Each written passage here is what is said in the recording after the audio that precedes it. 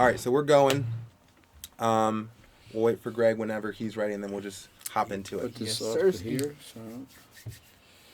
Okay, we're good. Okay. First off, how did this happen? Because you're obviously a very busy man. We and met at Bradley Martin's gym. What's it called? Zoo Culture. Zoo Culture. Yeah, yeah. But I mean, I don't know. Oh, you don't mean how did we meet? You mean How did we get here? Obviously I approached you and I said that I would love to have you be a part of our project. We're making a documentary. Was it just that simple? Could anyone? Well, you basically came and approached me, said you're a natural bodybuilder. You're trying to put natural bodybuilding on the map. I am a big fan of natural bodybuilding. I did most of my career natural. People might think I'm just a steroid guy, but I did 42 shows natural.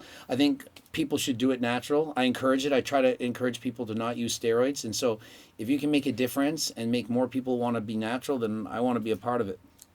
That's a fantastic I love answer. it. I love That's a him. fantastic answer.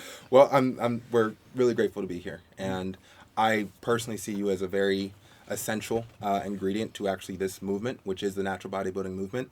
The one thing that I'm wondering, and I would love to hear your take on it, is do you think that this movement is possible to bring it to the same level of enhanced, and what do you think would be required to do that? I don't think it's possible to get it to the same level unless the laws of the countries changed. For example, if they got stricter penalties, that it was illegal. Like, for example, I'm in Canada.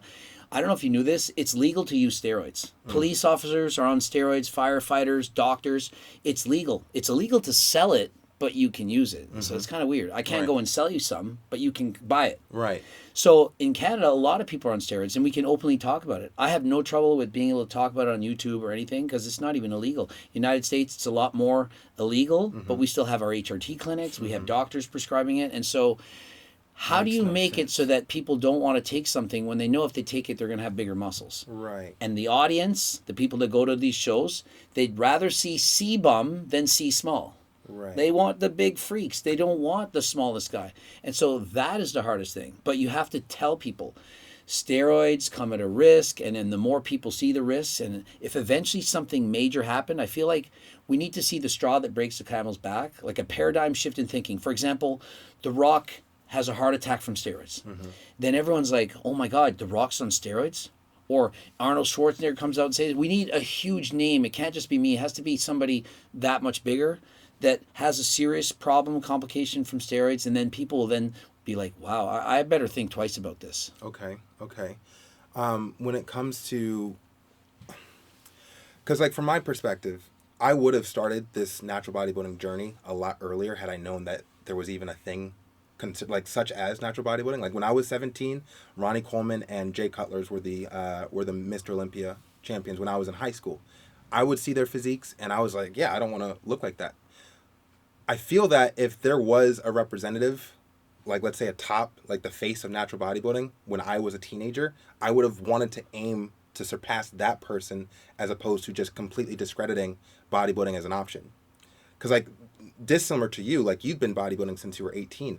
I didn't know that you could have chosen not to take steroids and compete as a bodybuilder. I didn't know that was even like a concept At all. 'Cause Yeah. growing up, you see a bodybuilder. From my perspective, everybody in that lane, they were on some shit. Yeah. Isn't it crazy that I have the 100% reverse experience growing up? I didn't know there was steroids when I started lifting weights. When I bought bodybuilding magazines and saw Arnold Schwarzenegger and Hulk Hogan, who says prayers, vitamins, the whole thing, I had no idea. Like when I was training at 10, 13, 15, I didn't know there was a steroid. The first time I knew about a steroid was when Ben Johnson, it was our Canadian hero, he won the 100-meter dash, broke the world record in the 100-meter dash. He had his finger up in the air, number one, before he even crossed the line.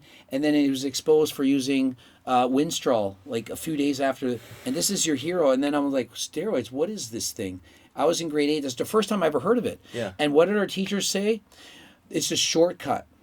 It gets you there quicker. But if you train hard and you just put in more work longer, you can do just as good with or without steroids. That's So what your I teachers believe say. that. Yeah. I didn't know. It wasn't until I got to university that I started studying steroids that I actually learned that, wait a minute, steroids actually give you an advantage, a big one, that you can't make up when being natural.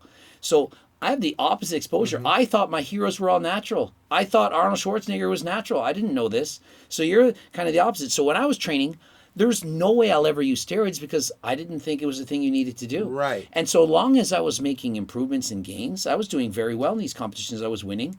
Why would I use steroids? But eventually, the more I learned and the more I saw these guys, I'm like, okay, wait a minute. That guy that beat me, he was on steroids. He failed the drug test. That guy's on steroids too. Wait a minute, you're on steroids? I found out everyone that's competing, practically everyone was on steroids. I was the rare guy that wasn't on them. And they all assumed I was on them because I was doing very well. And so eventually, when I was in my 30s and my natural potential was basically up, I couldn't get any bigger. I wanted an IPB Pro Guard. I wanted to be the superstar. I wanted to win because I had already been winning everything. And I knew if I use steroids, I'm going to win. I'm going to get my pro card. I'm going to get sponsorships. I'm going to do all the things. All my dreams will come true.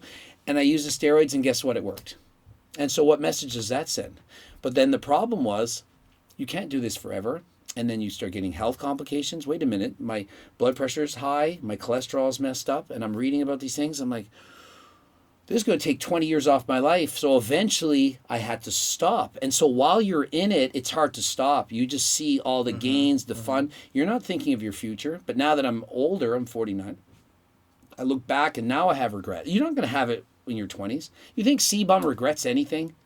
He's got 25 million followers. He doesn't regret a thing. 6-time Mr. Olympia champion. What if he doesn't make it to 49?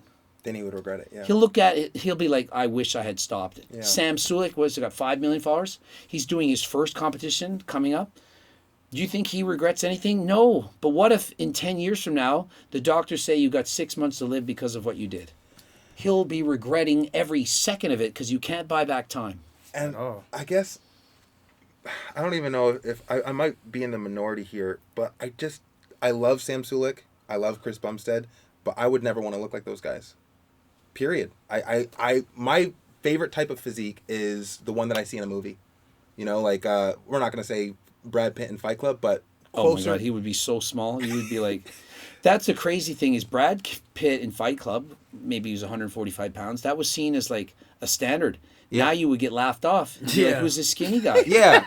There's no way. Yeah. You are lying. So it's ballooned. It's turned into this whole size thing. And my understanding, you know, we've only been competing for 1 year. And my understanding when it comes to judging, and I would love to chat with you more into how judges actually make these assessments, but it's size, shape, and conditioning, right? Yes, the three. However, it does seem that size is over prioritized than everything else. I don't think so. I think they're all equal, and every judge is going to judge on their own account, but you give it a 1/3 rating of each. If you have all the size in the world, you're 350 pounds of muscle on stage, 12% body fat, you're not winning.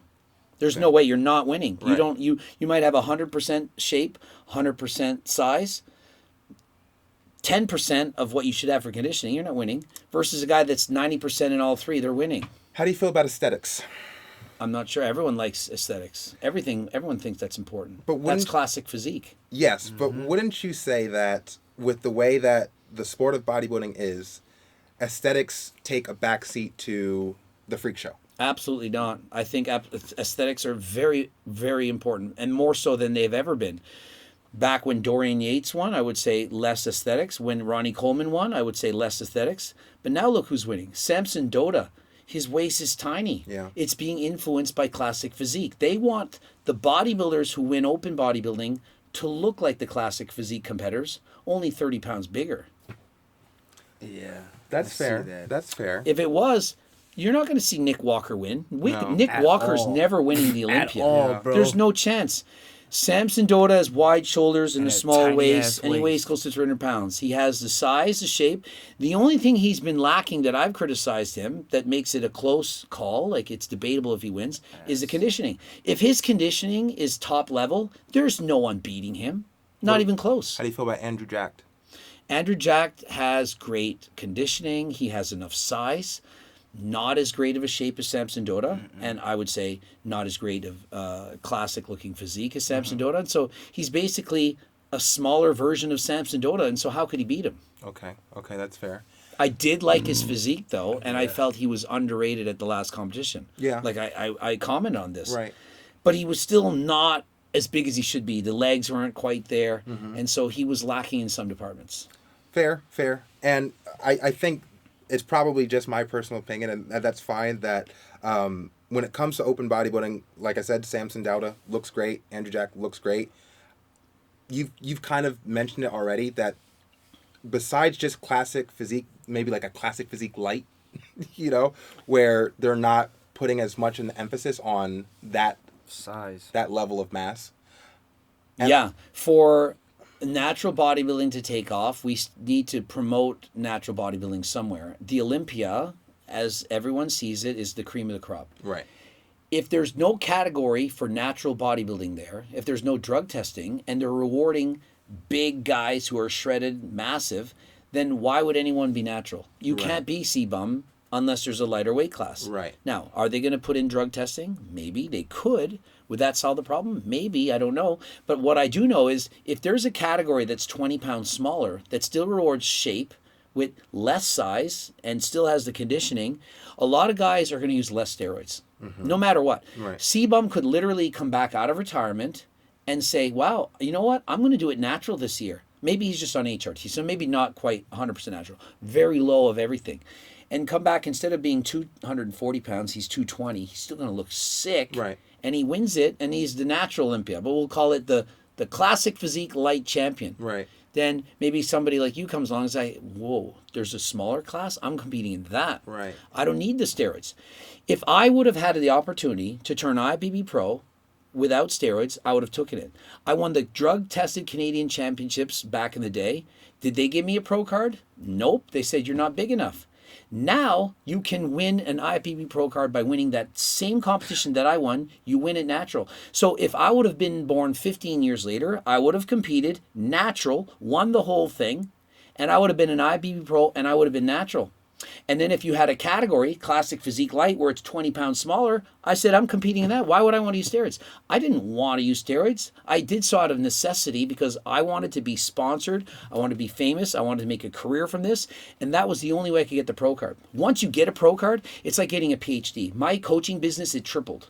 As soon as people saw that I was a pro, they're like, oh, he must know everything. The only difference was I took steroids. I knew how to build muscle. I knew how to diet. I knew how to eat. But once I added in test and trend, and had 20 pounds more muscle, oh, you must really know how to diet and train and eat. No, I know the same as before. I just took drugs to make myself bigger. And so my business tripled. And so you can see the temptation and the pressure. Not only are you winning, it's literally your income. Yeah. How do you feel about the fact that bodybuilding appears to be the only sport that openly encourages or promotes the use of steroids? I don't think it's the only one that openly promotes and endorses it. They don't openly promote and endorse it. They want you to still not talk about it. The higher ups at the Olympia, and I don't want to talk too much behind the scenes, but I know what's going on because the top Olympians, the guys who are in the top 5 at the Olympia, they talk to me, not all of them, and they tell me what's going on. And they don't want them to talk about it openly. They don't want to say, oh, these steroids that I'm taking did this or did that, or I bought fake steroids, or my physique looks like this or it looks like that, and here's my cycles. They're not saying that. You're not going to see a top Olympia competitor say, this was my exact cycle. Right. Have you ever seen that? No. The Mr. Olympia champion doesn't say I'm on this much test and this much trend. Yeah. Even if it was low doses, they're not saying it. Right. Even C-bum would not say his exact cycle. Do you think Olympians, like athletes, sprinters, shot putters, wrestlers, do you think they're doping? I think that some of them are. I don't think that all of them are. And I think that the drugs used is minimal compared to what's going on in bodybuilding or, for example, in not powerlifting, but in strongman, because there's no drug testing. So when there's no drug testing, you can use everything. Right. No drug testing in bodybuilding, no drug testing in strongman. Right. They can take anything and everything that they want, and they do. In, let's say, Olympic lifting or in other sports, track, they're still being drug tested, and maybe there's certain things they can get away with. They'll take that, but they can't take trend. They can't take everything. They have to be very careful. And even if they are trying to get away with it, if they say, you're going to be drug tested 3 times a year, on the next test is January 1st, well, you have to be careful all through December. If you're not testing at all, you can take anything and everything. So by having a drug test, it doesn't mean you're natural. It means you beat the test. Like, if you're aware of it, if somebody says, Greg, you're going to get drug tested in a month, you know what to take and when to take it to make sure you don't fail. And I guess this is, for clarification, I only just became an athlete. I'm a filmmaker, I'm an artist, and I'm a writer, okay? So I'm coming into this sport with fresh eyes, just trying to understand how, like, the mentality, the psychology behind these athletes. I don't understand the concept of, are we cheating or are we not when we take steroids? When you are a bodybuilder, you are not cheating because it's allowed. Okay. Okay. Now, okay, so I'm going to make this argument. If you know that everyone you're competing against is cheating and you do it, are you cheating? So, for example, Lance Armstrong passed, I think, 500 drug tests while cheating the entire time. Almost everyone else was also cheating. They stopped the bus one day and they were doing blood doping on the spot. They were giving him extra blood it's helping them boost their performance by whatever. They're using EPO. He literally just, I watched this 2 days ago. He says, when I was on EPO, it improved my performance by 10%. I could do 500 watts for 30 minutes versus 450 watts for 30 minutes before that. Right. If all of his competitors are doing the same thing and they all know about it and he's doing it, is he cheating? I don't think it is. If everyone knows it, but if you're doing it and no one else is, then you're cheating.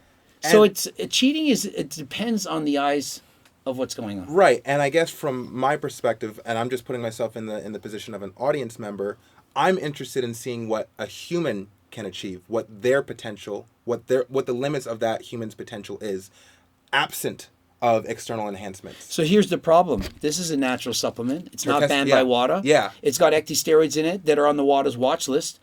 Can you use that if it helps your performance? You would say yes. What about, what do we got? Creatine. We got creatine. Pre-workout. Pre-workout with caffeine in it. Right. Did you know that it was banned in the Olympics? No, I didn't. Did you know that I have a friend that failed a drug test for caffeine and they covered it up? Why? Because it was just caffeine. If you took caffeine above a certain amount, and for this guy's body weight, it was equivalent to about 4 cups of coffee, you'd fail. He failed. And so eventually they got rid of it. Caffeine is a drug, a performance-enhancing drug, which is, it's way better than creatine. You're going to tell me if I have to choose between caffeine or creatine and I have to go run a race, I'm taking caffeine every day of the week. It's a drug, and it's not banned, but it was banned because it's a performance enhancer. So when you said, hey, are you cheating? Was that guy cheating? He failed a drug test. So is he a cheat from back then? Yeah. It's legal now. Yeah. So if I have 7 caffeine pills and go and run against you and you didn't have any and we're equal, I definitely beat you. I cheated to beat you. I used caffeine. Right. But caffeine isn't cheating. It's still a drug, but it's an acceptable drug. It's in coffee. A lot of people like caffeine. Yeah. What about marijuana? Marijuana's banned. Marijuana, you think marijuana making me faster? If I'm competing against you, you smoke as much weed as you want because that's slowing you down. Yeah. But it's a banned performance-enhancing drug. It's not performance-enhancing. It's performance-worsening. Well, look at Michael Phelps. A great Michael example. Phelps, yeah. High. Or Sha'Carri Richardson. So these people admitted to it, and okay, we can argue it's make you sleep better, but it's going to have you worse REM sleep. It's not going to actually improve your level of quality of sleep. And so if it's something that improves your performance, but we deem it as acceptable, is it okay? It's a great question. I think someone has to make the rules. I think I should be that person. I think I should make That's the rules. why we're here, Greg. It's crazy. That's Like, why we're here. We haven't got deep into it yet, but that's why we got peptides now, BPC 157. I did a video on it for 2 hours this morning.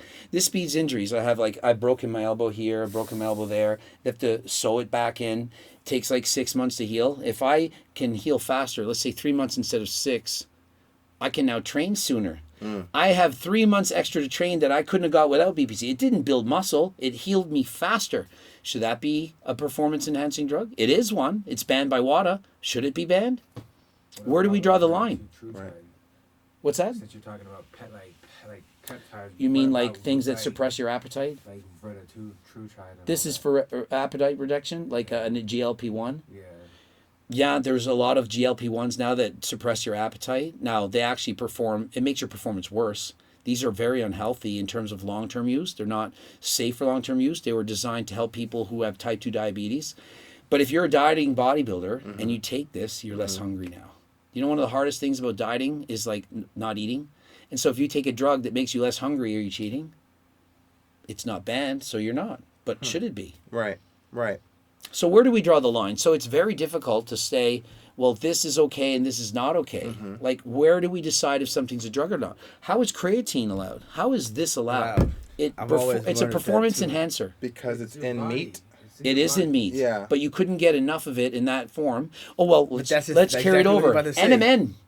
It's in broccoli. Right. Do you know how much broccoli you need to get enough to make that effect of this pill? Right. Like 100 of them? Yeah. Like more than you could eat. Mm-hmm.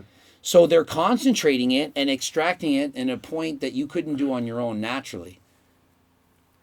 The meat in the creatine, you need, I think, 3 to 5 pounds of meat a day. Yep. Not everyone can consume that. At So you all. take it in here. A vegetarian, they got 5 pounds of meat in a scoop. There you go. It's natural. Right. BPC 157 comes from human gastric juices. This is why pharmaceutical companies can't patent it. And so why do you think there's not so many human studies on BPC 157? Pharmaceutical companies can't make the billions and trillions of dollars from these things. So they don't bother. They don't fund it. Because what they want is to patent things. Same as NMN. It's naturally found in breast milk. So they don't want to basically put in the work because they can't patent it because they can't make money. All right. So let's walk back. It's a lot. Yeah. Okay. Let's say in a hypothetical, which might not be so hypothetical in the future. Let's say you were making the rules for the top natural competition in the world. We're going to crown the Natty King with this competition. What are the rules? What's the testing like? What's banned? I would allow the most things possible because I think the more things you allow, the more it's open to more people. If you say you can't have creatine, you can't have turkesterone, juga turkistanica, caffeine, ephedrine, stimulants, marijuana, if you start piling up the list, less and less people can do it. You're thinking, well, I smoke weed, I can't do it. You're thinking, well, I eat creatine, I drink my coffee. So I think the more things you allow, the better. And so personally, I would say I would allow the peptides, I would allow the turkesterone, I would allow the juga, allow the creatine, the caffeine. I would allow as many things as possible and still have them because more people are going to be included. I think to have natural bodybuilding go far, we have to allow people to take most things. Things that people think, is it really that bad? Marijuana, you may be against it for your morals, your ethics, or whatever, but it's legal here in Canada.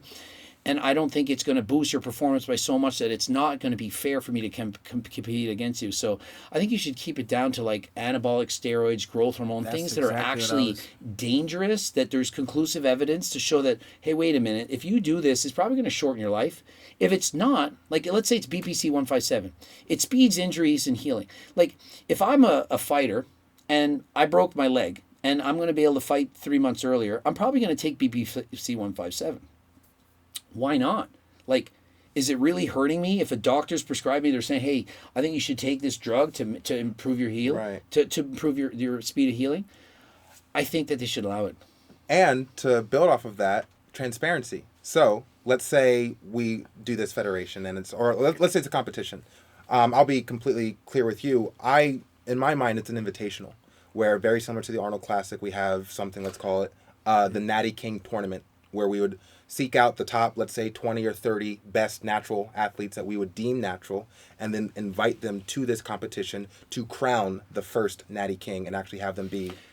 And what you need to impose is you need to have blood work done, and it can't just be at the day of the competition because they could use it in secret in the past. You need to have drug testing out of competition or out of meet. It has to be, you have to see them, for example, 3 months prior and know that they haven't just stopped. Mm-hmm. Because if you only have drug testing on that day, people are going to take the drugs that will clear out of their system Right. the last week, and then they'll take it the rest of the year. I was even thinking, let's say, because I think I'm a long-term thinker. So let's say this competition were to occur in 2030.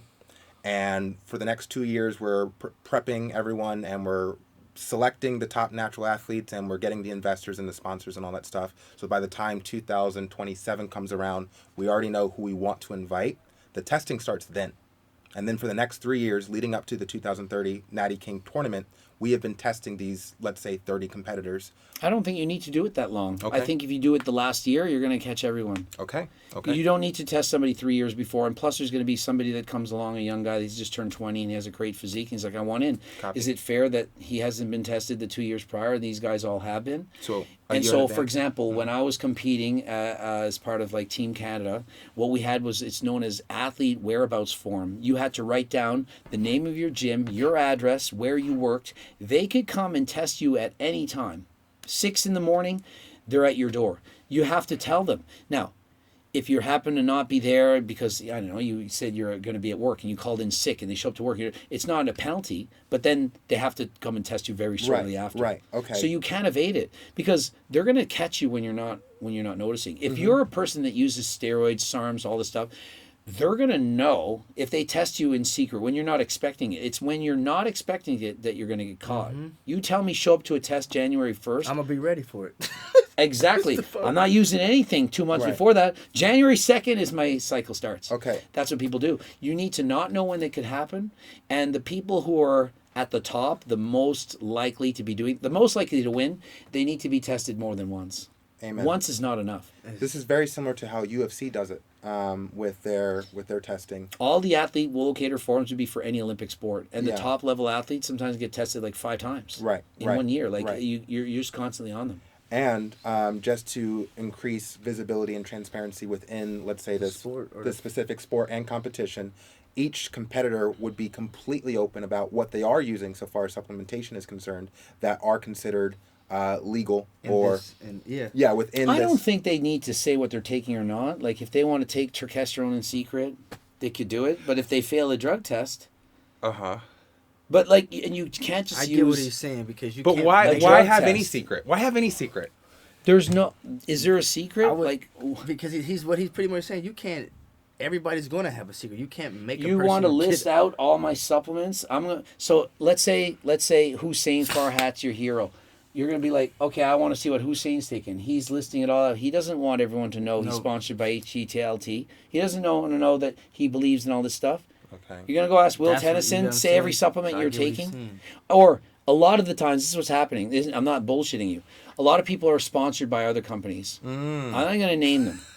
And then they get My Turk in secret. But they can't tell the world. Yeah, because their sponsor won't allow it. Right, I get it. So a lot of guys are taking this in secret because they can't announce it. So what does this imagine you have to announce really that good, you're lying and you're sponsored by XXX supplements and you don't take any of them, but you take YYY supplements. You're going to expect them to say that. Right. So I don't think that they should have to announce anything. And I could if they fail the test, they fail the test. Right. All right, I'm fine with that. And again, I'm not coming from like an athlete. I'm coming from like a person who's trying to expose. And it needs to be blood work. These drug tests, they don't test for everything. It's not enough. But with blood work, you can go further back. Yeah, because when you do a drug test, they're not testing LH and FSH, which are suppressed from taking testosterone. They would be, did you take testosterone? But let's say you took test suspension and you stopped a week ago. It's out of your system. It's suspension. It's in and out in hours, in a couple days max. So it's no longer in there. You use test suspension for 50 weeks of the year. Test 700 milligrams a week. Big doses. For 2 weeks you stop, you're going to pass that drug test. For sure. That's crazy. But if you give me the blood work, LH and FSH are point this and 1 point that. What were you on? I know. And then it'd be like, no, see, I passed the drug test. No, you didn't. Show me the blood work. Okay. And then you get somebody who knows how to read blood work and say, LH and FSH are down here. But that doesn't prove it. That doesn't say I took anything. Too bad. You failed the drug test because LH and FSH are too low. Sorry. I love this. I love where this is going. Okay, so you got the Olympics, and then have you heard of the Enhanced Games? Yes. Okay, and how that's like they're starting to promote that and have that be going parallel with the Olympics. I'm curious to see if they'll be able to, get the fund. I know it's millions of dollars, but like, if you're an athlete and you're an amateur and you're the best 100-meter dash runner in the world, you're going to make tens of millions of dollars from sponsorship, not hundreds of thousands, and so it's not going to be worth it for most people. I think the only people that are going to compete are people that fail the drug test and they got banned, and so then they're going there. Yeah. So they're not. not. So the more drug testing that comes in the Olympics, the better the other Olympics become. Yeah, they're not Olympic level athletes because otherwise they'd be competing in the Olympia or the Olympics, and then now they're going over to Enhanced. So it's like basically second tier athletes competing in Enhanced. But it'd be interesting to see the statistics or like the the data between the Enhanced athletes who are second tier compared to the Olympian athletes. Because so these guys over here what you feel when he say that they failed a drug test, they like were trying to compete. They're trying to compete at the Olympics, but they failed a drug test. Okay. So they weren't really good enough to compete at that level anyway. So they're going over to the Enhanced Games, with leaving the Olympians to their natural competitions. So I think that's interesting. So what I want to do is something very similar, but it's kind of the opposite, because bodybuilding was built on the backbone of steroids. Arnold Schwarzenegger being the first face of the sport, and then it kind of blew up in popularity due to pumping iron. You understand that this is a documentary about the rise of natural bodybuilding. I want to kind of do the exact opposite of what the Enhanced Games is intending to do for the Olympics. I want to do that for the naturals. Yeah. Yeah. And crown the Natty King. So, Yeah. yeah. Essentially. Yeah, so you got to get guys like Mike Thurston, who I did a podcast with, train with him on the beach.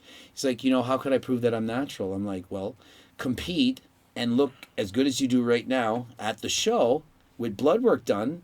And then I would say, hey, you're natural. How? Because if you're on steroids now and you do a show in 3 months and you stop the steroids, you're going to lose muscle as you die down for this competition. But if you look just as good, then there's no reason that you couldn't have done it without it. But that's another thing, and that's you're such a wealth of information and knowledge, and I'm so happy that we were able to come here and sit down with you, because we're able to attack this from so many different angles just because of your brain. One thing I want to challenge you on, and again, I'm a novice in this sport. You've competed for decades at this point. I want to better understand the process between a person at, like, let's say their peak physique is not the same as their peak stage physique. Take Mike Thurston, for example, or take Josh Manoe, for example. The way that he looks today will look different. He's competing in June at a Muscle Mania contest. Yeah, you could get your body weight. Let's say he's 200 pounds at 10% body fat. If he's 170 pounds when he competes, right, you'd be like, well, why did you lose so much muscle? Yes, and that's why are you so much worse? Right, and then, and I hate to call you out, but I will. You'll like make a video and go like, okay, this is why Josh is not natty, because if he wants to prove that he's natural beyond any reason, he easily could do it. Like if I was him and I wanted to do it, I would prove it. You don't think it's not that hard? All you have to do is do consistent blood work. That was crazy as hell. So Josh is my boy. Well, me and him, we had like a little riff when we first met. Like, I'm not even gonna explain what it was, but it was just a little riff. That made me initially believe like, okay, this guy has to be something. And I thought like, not because of the riff, but it was just like, just the way he rubbed me. Like I don't see guys that are natural just coming off that dickheadish, or in a sense, like, and maybe I took the wrong reference with the way he was coming off, but I really didn't think he was natural. But then as like I was started working out with the dude and seeing him and being around him, like, and just seeing how his muscle it forms and how it lays on his body and stuff like that, I would say like I come to believe that he was, natural in a sense. He doesn't give me the over excessively bubbly muscles, any gyno or anything like that. But I would say, like, from the outside perspective, he does to anybody. You can look at that guy and be like, nah, he's not natural. And I think it's just because... If you're a smart person and you're not an idiot, you're going to bet that he's not natural, because 9 out of 10 times you're right. But there are the exceptions. Like, I did a video on Quinton Beast Mode. I said he had the world's best genetics. He was 21 years old, 220 pounds shredded. On stage, he won an IBB Pro card. I did an ad or not, this guy's natural. It's like, they're mad at me. What do you mean he's natural? He then goes on steroids openly, and he puts on 35 pounds of muscle in like 6 months. Oh, I know that guy. When you see a guy suddenly put on 35 pounds, now I believe him. Yeah. Because... And people, no, he was just doing lower doses. No. If you do lower doses and then you do high doses, you don't just keep putting on muscle. Like, I have a lot of muscle right now. I was 192. Right. Yeah. If I took Test and Tren and D-Ball and Deca and every single drug possible, I'm not putting on 35 pounds. It just doesn't happen. So some people have genetics to just keep going. If you're 100% natural and you go on steroids, that's the biggest kind of gains you're going to see. If you're on some steroids and go on a lot, they're going to be a lot lower. You're taking away some of that potential. Makes sense. So you got to kind of look at the before and after. So if Joshua really, to prove that he was natural, if he went on steroids and put on 20 pounds of muscle in 3 months, I'd be like, he was natural for sure. Because how would he have put on that much muscle? Now, I'm not suggesting he goes on steroids to prove he was natural now. Right. But if he really wanted to prove it, he would take his blood work right now, and he would post his blood work. My understanding is that and I could look, I would say, yep, at least right now, while he's doing the test, and for 2 months prior, I would be positive he was natural or not. I would look at it. I would know. And then a month from now, he would do the test again, and a month from now. And if he did it 12 months straight, there's no freaking way he could cheat. There's no way. I think he's done blood tests. I think he's done blood work before. And once a year is nothing. That's not enough. I've done these guys' blood works before, Mike Thurston's and all these guys. See, my testosterone levels are normal. Yeah, but you didn't show your IGF-1.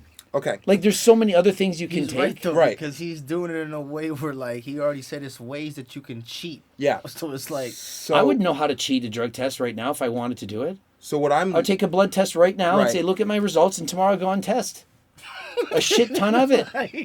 And then whenever amount of months later, I would stop taking it with 12 more pounds of muscle. And then I would stop taking it for a month. And I would get the blood work done again. And be like, see, look, my testosterone levels are normal. Do you think there's a way for a top level natural bodybuilder to have everyone accept the fact that he's natural? Let's say the best. No, because people Hell are not no. educated enough. Hell Even if no. I say it, Derek from More Plates, More Dates could say it, I could say it, they're not going to just... They think I'm lying for Hussein. But like they you think said, I'm covering though, for him. So they're not going to just believe it, but most will. it's Most kind would. of, but it's more like a compliment, like he was saying though. Like in a sense, like if you take it from that aspect, I Right. wouldn't necessarily really care if a person thought I was natural, because if I'm already titled that name from this federation, Right. that's all I care for. Everybody can think what they want of me, because they're gonna do that anyway. I just want to give the people something to believe in. get that. I don't like the concept of deceiving. Joshua's physique is so much below what you could achieve natural for guys with good genetics. Like, we putting him on a tier level 1 of like the best natural physique in the world. He's not even close. It's almost like everyone's naming this guy.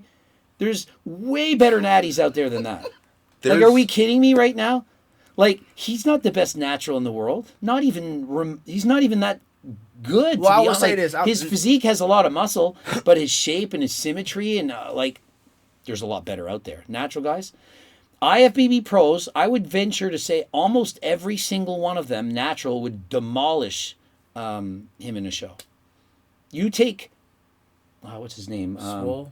Who's the guy that just, Derek, you take Derek Lunsford's physique, natural, he embarrasses him. If there was no steroids ever invented, and Derek Lunsford never had the benefit of having been trained by that, he would just throw him. It would be silly. Lee Priest, natural, it would look stupid Lee in Priest. comparison. Yeah. Lee Priest was pro at 20. 20, bro. Lee Priest at 14. I don't think he was blasting hella gear at 12. He was probably natural at some point in his life. Look at his natural kid physique at 14 compared to his, Joshua. It's not close. There's guys with better physique, so we can't just be, this is the epitome. Anyone that's 1 pound bigger than him, they can't be natural. It's not like that. Right. I've been criticized for calling out people for being fake natties, like Alex Eubank. Yeah, but Greg, your physique looked better than his at his age, and so how can you say that? Because I had better genetics. I'm not, just because I had a better physique than him natural doesn't mean that he did it And natural. that's some people don't understand. Genetics play a big part in a lot Ronnie of this Coleman shit. natural? Oh my God. Are we even joking 30 right reps, now? yeah, 30 Ronnie Coleman against Joshua when they were Bro, he both would natty. tear him Yeah, apart, yeah. bro. They would say, Joshua would look at him, natural, and be like, I'm natural, you natural? And he would say, yeah. And he'd be like, yeah, right, bro. He'd be like, no, fuck off. There's no way. Yeah. It would be stupid. But, like, think of it. A guy that can get to 3... I saw him guest pose in 2000 when I won the drug-tested National Bodybuilding Championships lightweight. He gave me my trophy. He did his guest posing with striated glutes. He was 295. 295. 33-inch quads. What the fuck? 33 and 24.5-inch arms. And I was in the elevator with him and he had his tank top on. His vein looked like a friggin' finger, and there was 2 old women in, and then he got in, and he's doing the talk, and then he leaves, and then these 2 grandmas, and I'm looking at them, and their eyes are out of row. Oh my and God. If I had have said, just so you know, he's from Krypton, they would have believed it more than he was a human. He was that impressive. I'd never seen a freak bodybuilder in my life. This is my first experience with a pro, and he's at this show. And it's just like the memory of it, like the muscle, the veins. So if you had said he's from a different planet, I think I believe that more than a human took steroids and looked like that. That's how impressive he was. That's crazy, bro. And so even him natural, he'd still be just like, he would still be so incredible. Yeah. Well, I would say for me, I think like with the Josh situation, when I finally decided to give him the natural card, I feel like me being fresh into this bodybuilding circuit, we don't come across too many guys that are natural. So it's like him claiming to be natural, I kind of gave it to him, and then I would say we kind of put him at that pedestal because it's like not everybody even wants to even claim to be natural or want to be natural. A lot of the bodybuilders in this community are enhanced. They talk down on naturals. Yeah. Like So it's within the body, like whenever we go to a show, people speak about natural competitions Like as we're if nothing. it's a lesser than. Like That's how I experienced my life throughout my natural competing. I Yeah. would say I'm natural, and no one really liked me that much, and I would win all these shows, and I won overall bodybuilding competitions, natural, against guys who were enhanced. Provincial titles. It would be like your state championship, Yeah. natural. I was doing that well. And they would be like, there's no way you're natural. I'm natural. And then once I took steroids, and then I went to a bodybuilding competition, I was on steroids, and I'm just talking to people, like, let's say the three of us, and I'm like, you guys take anything? You guys on? Like, what are you doing for the show? Like, they're competing. No, I'm natural. I'm natural. Really? I said, I'm on 700 tests. And, oh, I'm on this.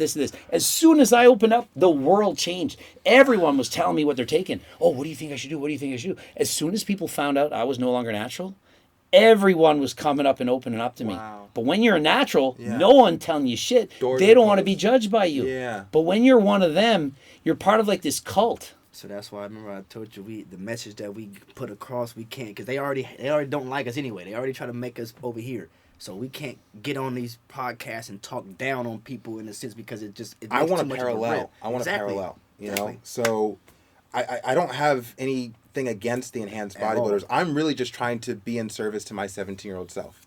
Okay, if there was a Sean Fury at age 33 who was like getting crowned the Natty King, or someone else was getting crowned the Natty King, and you have a 17-year-old watching the television and seeing like, oh my God, I can do that too. I can do that too. I want to look just like that guy when I grow up. That's what that's the whole purpose of this movement. Yeah. Is like I want to create an opportunity for the younger generation to not feel the need to take steroids and pursue greatness. And it's more believable if a kid, high school, whatever, sees, like we just got done saying, when we were growing up, I'm seeing all these guys hugely stacked. Like, in the back of my head, I can say they look amazing. I want to be like that, but how hard is it actually going to be for me to get that? Somebody being natural, you might necessarily get to my size, but you're peaking your natural physique. Yeah. So it's not about how big you can get to be with me. It's about peaking your natural physique. And I think that people don't give their physiques enough time to properly develop. For sure. It takes 10 to 15 years to really put on the size that you're going to put on. And so most guys use steroids within their first 3 to 5 years of training. Unfortunately, it's sad, but they use it way below the time when they actually would have seen their natural physique, blossom. yeah. They don't, you're 19. Like, how do we know that Sebum, natural, wouldn't have grown to be 220 pounds without the gear? That he maybe wouldn't have won the Olympia, but maybe he would have would've still qualified. gone, I certainly yeah. think he would have got a pro card natural. Mm-hmm. And then would he have been Sebum? Maybe more popular. How do we know that? Maybe he'd be even more mainstream. crazy. We don't know that. And what about Sam Sulik?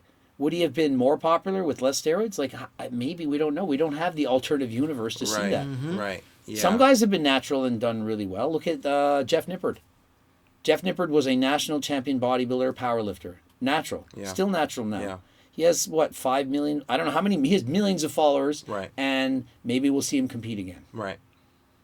Yeah, yeah. And I think it's really just the marrying of the message with the physique, the personality with the physique. Like, you have to have a great physique in order to actually make a statement with it. Yeah. If you're going to be natural. But then beyond that, what else are you doing with the physique? What are you building on top of that? What's the message that you're sending out to the community? And that's kind of the idea. So You need a guy that stands out, that can do it all. Imagine Larry Wheels natural. Like, how strong was this guy on steroids as a teen? But what if he had never taken them? And what if he had excelled in powerlifting, broken records, natural records? What if he had also done strongman and arm wrestling and been a bodybuilder? Maybe not as good as he is now, but very good. Maybe he would have inspired the whole world to be natural like Larry Wheels. Imagine, I want to grow up and be natural like Larry Wheels. No, he's not beating Sebum, but he's still good. He's still strong. He's natural. And look what he's done. But we don't have that. We have Larry Wheels, who's relapsing and taking more steroids again. Right, and I think it's because within the fitness community or within the fitness industry, if you're not taking steroids, you're not taking your career seriously. You need somebody to truly stand out. Like Will Tennyson, everyone's talking about his physique now. So let's say Will enters a show, and let's say Will does this thing you're talking about, and in whatever 3 or 5 years from now, he comes out and he wins.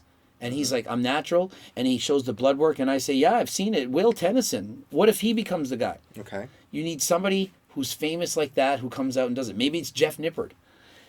It has to be somebody that's truly exceptional, that stands out, somebody that could like really, take it to the next level. Somebody would need to be famous, would need to be charismatic. Just would need to be able to have people want like to a look up to them. hodgepodge. Yeah, like all the right stuff. And I'm on the same page with you. I want that title. Yeah. And honestly, I put it 5 years away because it gives me time to build my platform, because I'm competing for that title as well. The question I would submit to you is, let's say this is something that gets created, this Natty King tournament.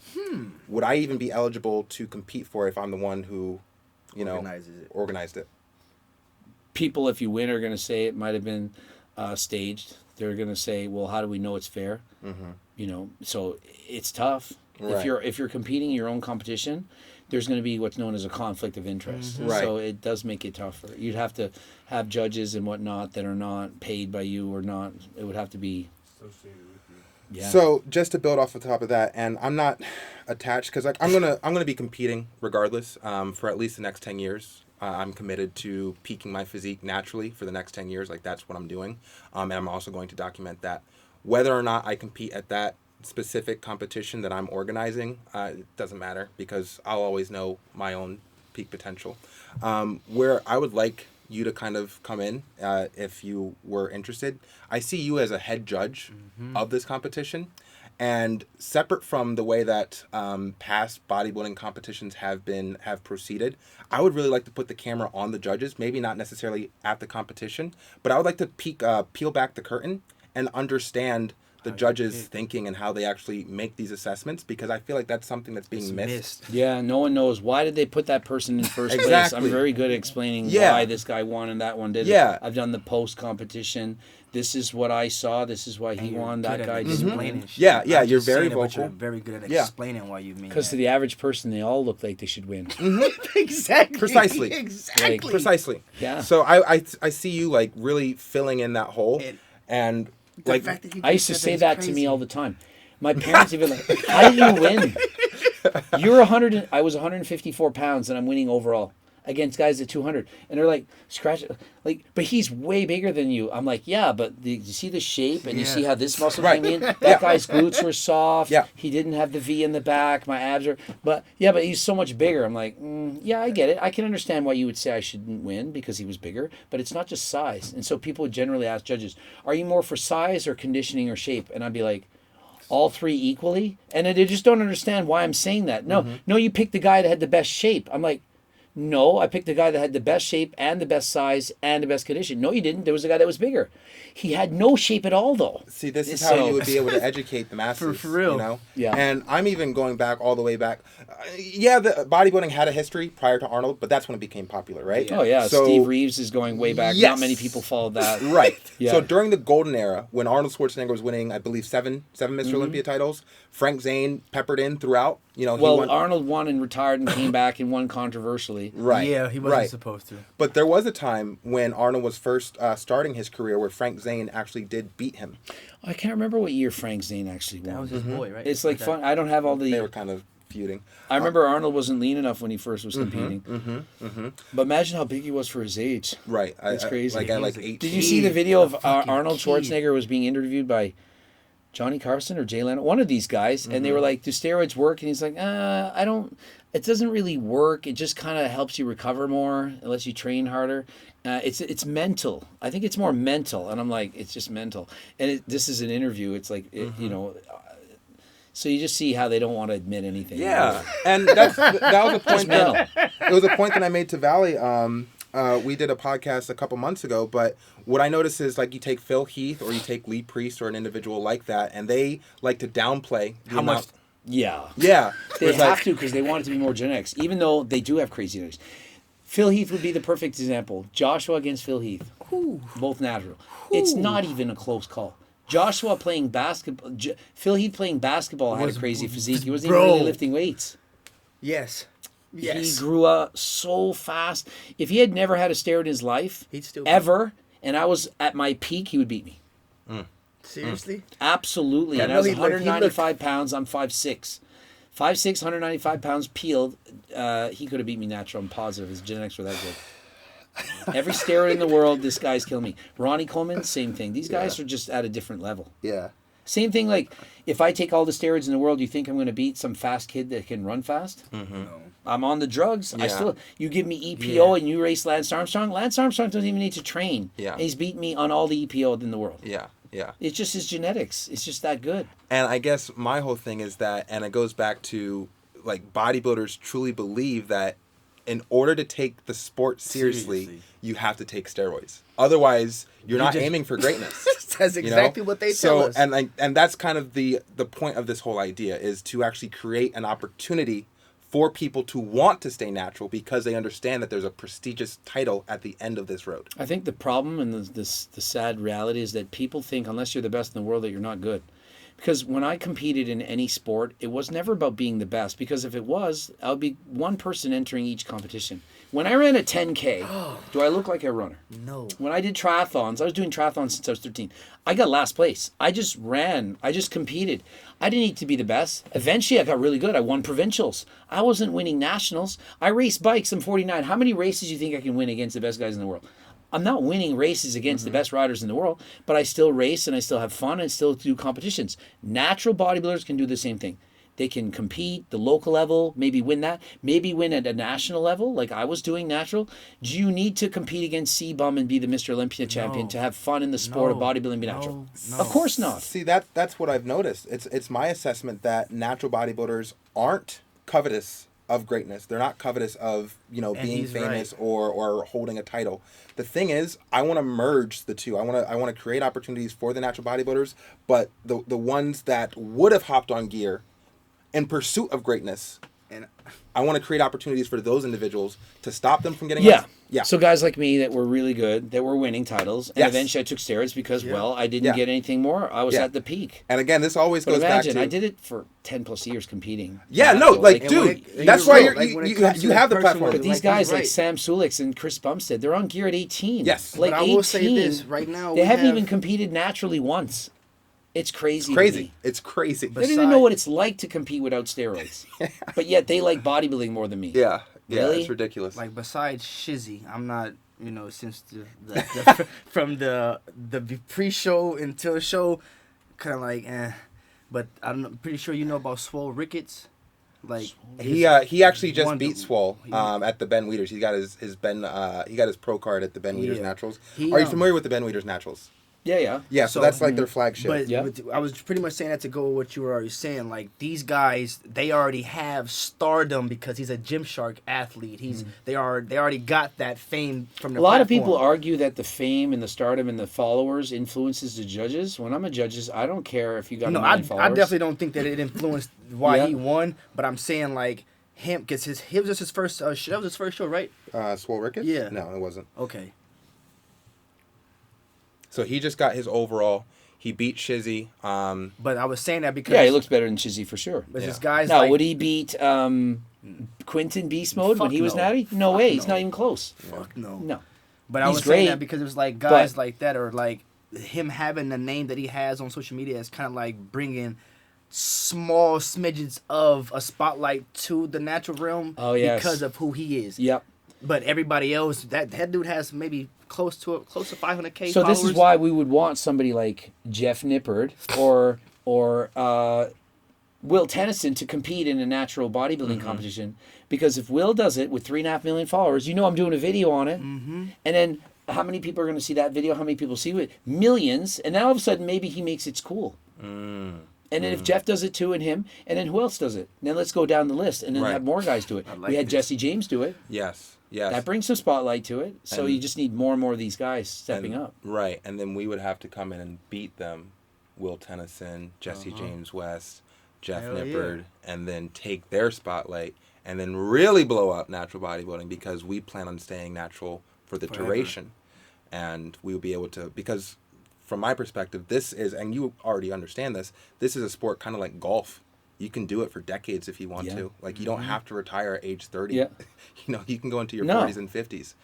So I don't know. It's like, I feel like the general public are missing out on the perspective that this is a sport about longevity and discipline, Yeah. and that great physiques can be achieved naturally, especially if you commit yourself to the process.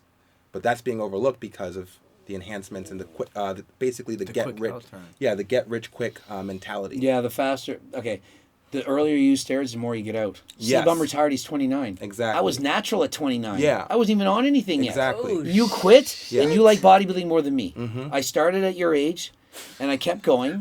He did how many shows? 12, 14? Like, Right. it's just mind-blowing. I can't imagine retiring at 29, but he has to retire. His health. He has autoimmune disease. I can't blame him. Right. It's for his health.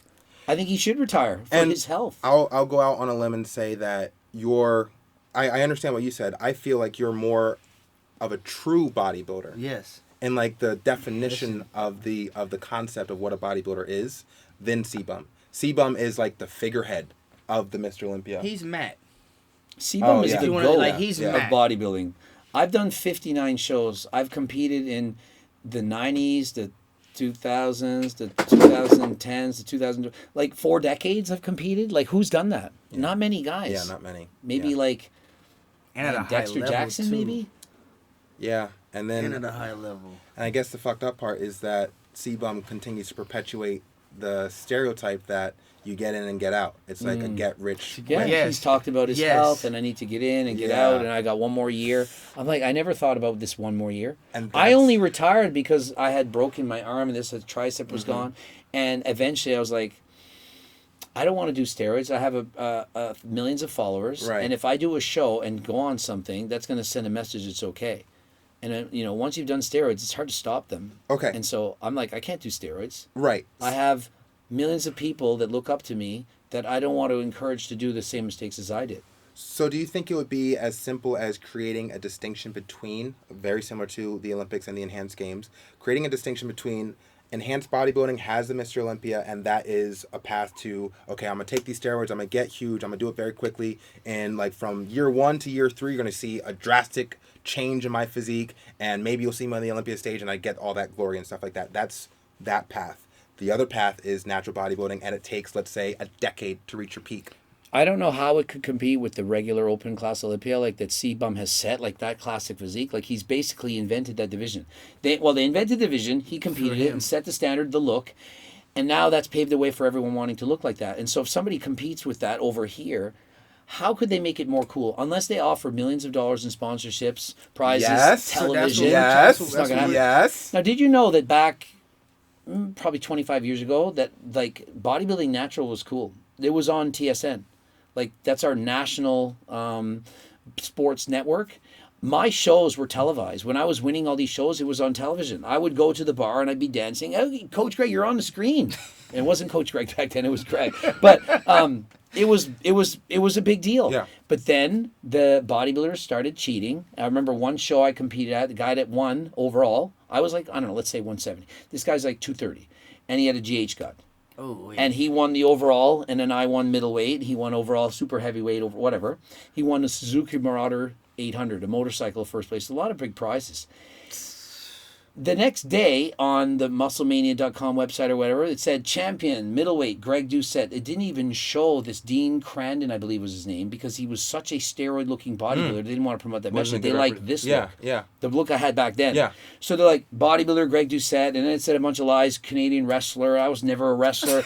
I was lying about my weight and Yeah. my height. I'm like, Yeah. ugh. But anyway, they were promoting this. So the websites were promoting it, TV was promoting it, but then they failed to pay all the fees, and then it got shut down, and then it lost the limelight. But I'm telling you, natural bodybuilding 20 years ago was a thing. And I think we Huge can. I think we shows. can I think we rebuild can it. bring it I back. think we can rebuild it.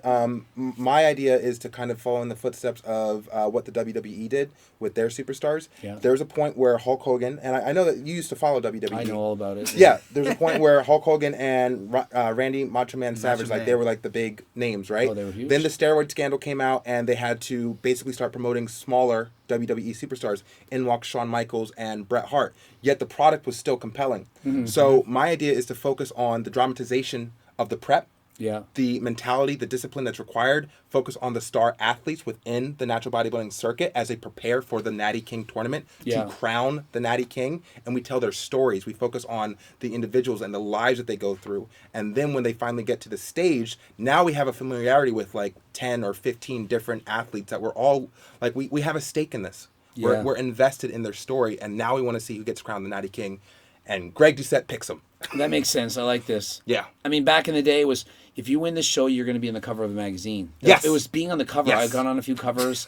Getting the magazine was so cool. Now, I haven't bought a magazine in 10 years. No one cares about being a magazine cover. I Everything's can on just the post my phone. photo. It's already Everything's there. on the fucking phone. It's a morning show. I'm not even off the stage, and you already see. So that's different. So you have to have something else to strive for.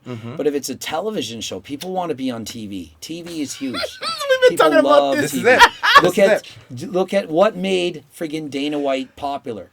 Like, these guys are fighting on TV, and it's reality TV. If you had bodybuilders on a reality TV show, Fight All right, Club. this so would be it. This is the exact. This is the concept. This is 100% the concept. Yeah. And I see you as like, I mean, like you've already built your platform, so like it would just be like a very seamless transition into a TV show. Founding father. Incredible. Yeah. Yeah. So that's really the idea. Nice. Yeah. Yeah, people love to be on that. Then you get more exposure. That's what people want. You're Yeah. cool. And then And- if you add prizes, like, you know. Yeah, and just to build off of that, what I really like about where WWE is currently is, me, I'm a filmmaker. I'm looking to like compete against Christopher Nolan and individuals of that echelon. So I want epic stories. Yeah. I want to tell the story of the rise of natural bodybuilding in a very epic way and capture it in a cinematic display. Yeah. So, you playing yourself, Valley Muscle playing himself, Sean Fury being the progenitor of this new structure. Yeah. Playing myself and just doing that in a very, like I said, Yeah. it's epic. Yeah, and you almost want the villains, the bad guys. Yeah, you get it. Yeah. Yes. Faces, And then heels. The two natural guys Yep. like that face off each other. Who's going to come out on top? He gets everything. Yeah, no, I knew that you would. Yes. I knew that you Yeah. would. Yeah. Everything, So, Yeah, because you had who's going against Arnold? You needed Lou Ferrigno. He's 6'5". He's Yeah. bigger. yeah. Yeah, and the only thing that I'm still struggling with, and I realized this on the plane ride, is like, I don't know if I'll be able to like actually throw my hat in the ring for the Natty King title, because if I'm the person who came up with the idea, I just don't know if that works. I feel like you can do it, but if you win, it makes it sus. But if you lose, it's great. Yeah. Like, it's great. Like, oh, this guy beat me, and it's like, I Do you don't know, wanna it's do you wanna hear my bodybuilder nickname? sure. The Solution. Yeah. Yeah. The solution to the steroid problem. Yeah. Yeah. So that's the idea. works. Yeah. So, and You're the problem, the solution. exactly. So Yeah, because a lot of people say that. I'm a problem. I'm going to be a problem. Yeah, well, I'm a solution. exactly. So perfect. you just play off of that, and yeah, you can already see the. When we were back in the day, I was quite famous, and they would interview me like in this for the TV shows. And I had another guy who was Sean Bolton, and it was me against him. And I beat him 1 year, and they were like interviewing me, and we were talking smack. And they're like typing a bunch of like shit about him. I'm like, all right. I mean, like, you and your Mr. Freeze, like, he dressed up as a character, and he had like Mr. Freeze, and the next day he had like the next year he had pyrotechnics in the background of his, it was like this big thing. I'm like, bro is like, you know what I mean? I just making Yeah. fun of the costumes. Yeah. I was like, I don't care about your 20-inch arms. You don't look good. I'm gonna smoke. And I would just keep talking the smack, and he would talk the smack, and everyone was following. This is on the chat forums back in the So day. it sounds like this was It was something very that was famous existing. going Yeah. into this. Yeah. Plus, like on the Muscle Mania websites, I was like all over them. Like they were Yeah. promoting me as the Canadian Giant and Natural Samson, Greg Doucette. Like it was pretty famous. Wow. I was probably the most famous natural bodybuilder in Canada back years ago. Yeah. And I mean, I won the natural worlds. I won the pro worlds. So I got my pro natural bodybuilding card, and I won the pro show. Tell me about My your brother's wife competed in the show and got second. Wow. Angela Doucette, she's a bodybuilding judge as well. She's retired now, but Oh, that's another judge. Yeah, tell me about your judging experience. Like, how long did that last? Like that specific. I've only stopped like a year and a bit ago. Okay, and how long did it go for? What was the I was duration? coaching for years. I did natural judging shows, but I was doing the IFBB judges for probably about 9 years straight, roughly, almost 10 years. Did you have to train for that? Yeah, or? we went to man, I would train for that. I would go to a show and judge and have everyone copy off my screen, off my score sheet. Okay, see, And this I'm is what I'm talking about.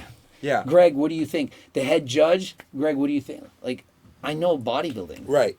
Now, when it comes to, let's say, this idea, and typically when it comes to the execution of my ideas, they do come to fruition. Let's say this Natty King tournament does come in 2030. Do you see it existing within a pre-existing federation or an entirely new promotion? You could do it in a new federation. I use the washroom. But Yeah, of course. You could definitely do a new one. I don't Okay. think it has to exist within one, because if it is, it's not going to be the IFBB. And the IFBB is the one that everyone respects. Right. Okay.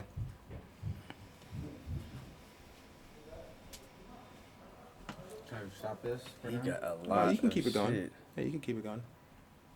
So no, what this is is all his so what is this shit? I don't know. I want to take it. Turk builder. What is it? You should ask him about it. Yeah, you should This is definitely ask him mine. This about what is ashwagandha and taga ali? Ask him. That's- Ask him. those Tonga. are- I feel like those are like natural. those are natural like herbs for your dick. Yes, what I thought. that That's what I testosterone. thought. Like seriously, For that testosterone. that's what I thought bro. because that ashwagandha and that tonga ali, they sell that on the website for females like that. I be seeing like that's why I'm sitting there like, bro, this nigga got niggas getting hard. Yeah, no. So good out here. Looking so hot up in there. Mm-hmm. Pre-pump. I ain't gonna lie, Is it still rolling? Yeah. Good. Yeah. I'm Good. not gonna lie. I wanna see if we can get a go box. To go. I ain't gonna lie, he got some dope ass shit. Like, look at this one, high stem, but look at the flavors. Freeze pop, like. Have you tried these? No, I've always wanted to. I have, nigga. Eric gave me one, bro. It's so good. We were admiring your supplements. Oh man. Yeah, Valley's got some questions. So 3/4 of my company is this. Yeah, Turk has This strong. sells more than every other potential supplement The Turk- Well, combined. I mean, I hear it's what's in it, or what does it do? Ajuga turkistanica, From it's a plant from Uzbekistan. Uzbekistan. And so what every other company in the industry has is fake. a copycat plant from China that resembles it, but there's a company called Nootropics Depot that tested the top 10 selling in the industry. Gorilla Mine was one of them. We're the only ones that passed. Everyone else had a cyanosis plant, it's called. This is probably above your head, but we have a plant called Ajuga turkistanica. They have a plant called cyanosis. Cyanosis and Ajuga both have ecdysteroids. The problem is the turkestrone in Ajuga is really high. In their plant in China, it's very low. And guess what? The price of the China is really low. $5.85 a bottle is all it costs for me to buy that stuff. So when Derek sells a bottle, he probably pays less than that because Derek was selling 5 to 10 times more than me. Mine costs like $14 a bottle. So mine costs 2.5 times as much as theirs. And they're trying to claim that it's real. But then when they tested it, they said 50 milligrams of Turk. It was 0.36. 0.36.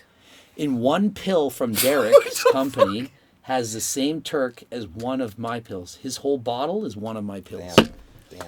The Turk. Yeah. And it's proven, and everyone's been saying I sell snake oil. And so I finally got vindicated because everyone's called me a snake oil salesman for the last 3 years.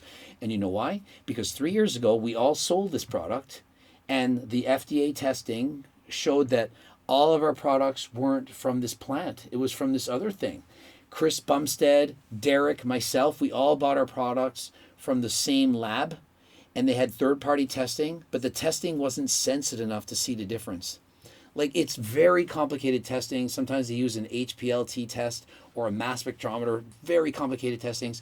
And so they were compliant. There were ecdysteroids in it. And so it's not that Derek's doesn't work, it's that it doesn't work as well. It's kind of like when you buy marijuana. Do you know much about marijuana? Okay. So you know we're from California, right? So imagine this is like grade 4A, and it's got CBD, it's got everything that you would ever want versus some shitty, gross weed. The Derek's is the shitty, gross weed. Love the analogy. Mine is the premium. Virgin just shitty. He said all the good shit about the good weed. Just Shitty. Just fucking. Yeah. Just dirt.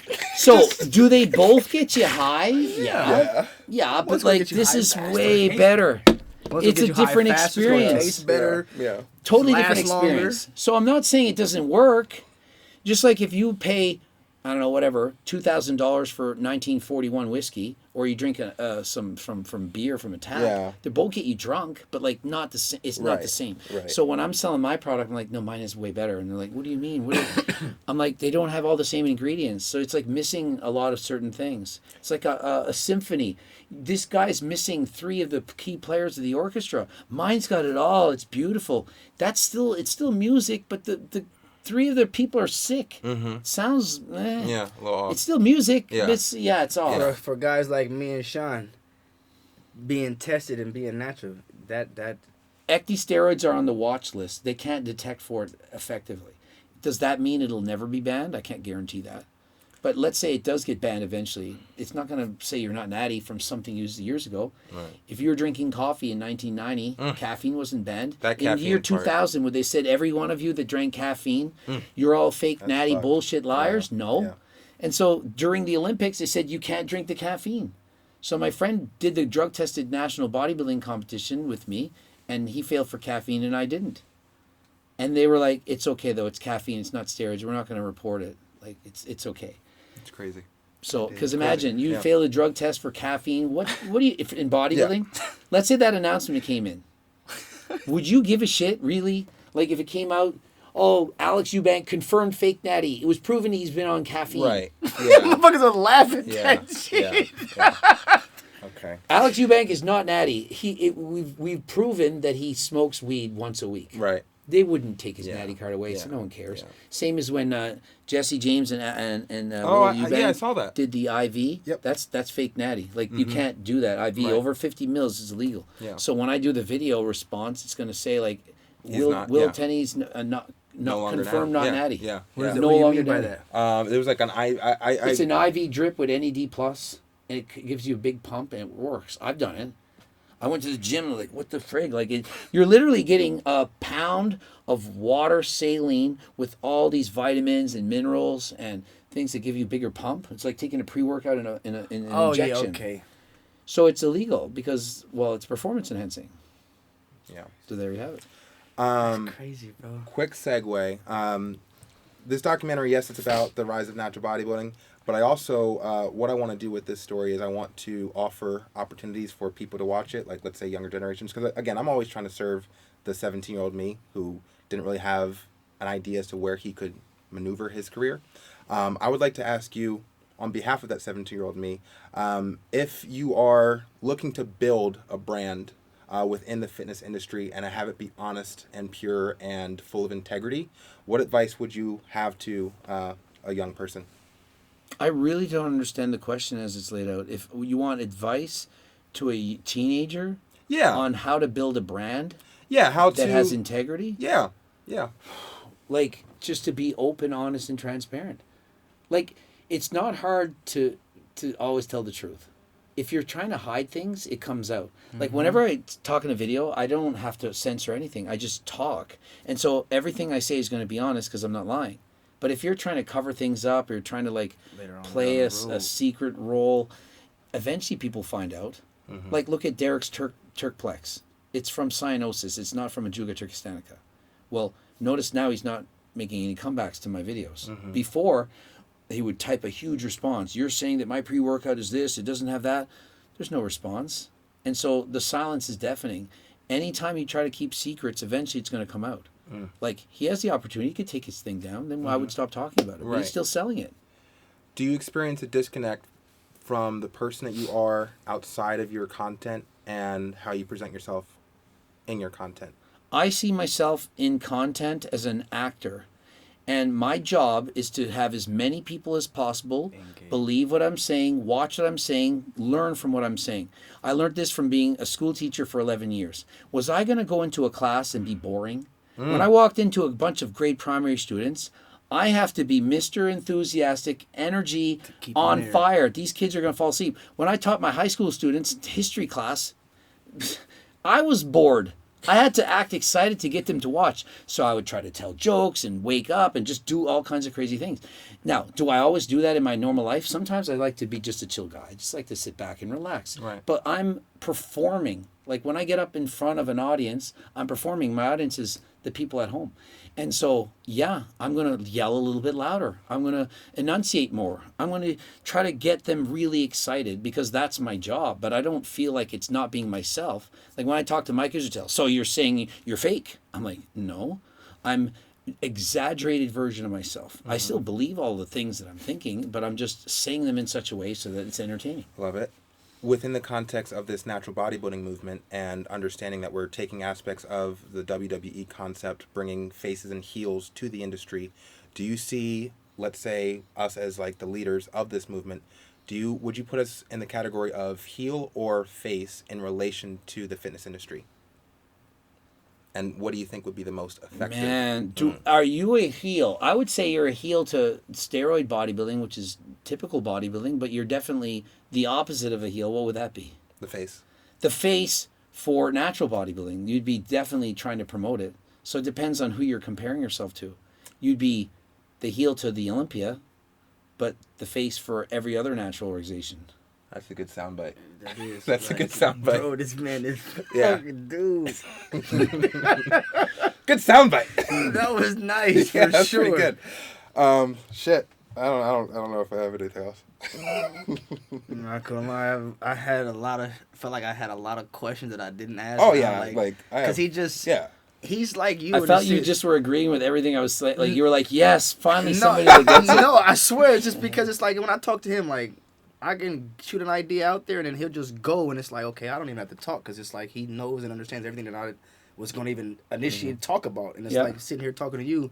You're saying and spewing out a lot of stuff that me and him already talked about amongst each other, and it's just like, I don't know how much he's even talked to you, but it's like you already get it Not much. and understand it. So it's like, No, we didn't talk much. it's dope. Well, I'll pick your brain just a little bit about logistics because I don't want to bore people with logistics. 'Cause I can handle logistics, but just for fun.